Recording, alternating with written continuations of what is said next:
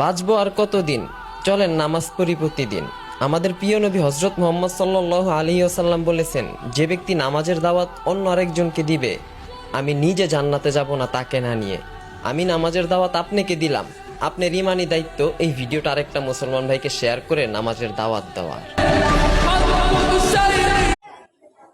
মা, তুমি আমায় ছেড়ে যেও না, তুমি জান্নাতের ঠিকানা। তুমি যদি কষ্ট দাও, না জান্নাত পাবে না। মানহারি মানহারি সায়াম, তোমার কবে পরীক্ষা? কবে? কাউকে কালকে। সবার কাছে দোয়া চাও যে আমার জন্য সবাই দোয়া করবে না। সালাম দাও, আসসালামু আলাইকুম। আসসালামু আলাইকুম। আমার জন্য সবাই দোয়া করবেন। বলো, আসসালামু আলাইকুম। আমার জন্য সবাই দোয়া করবেন।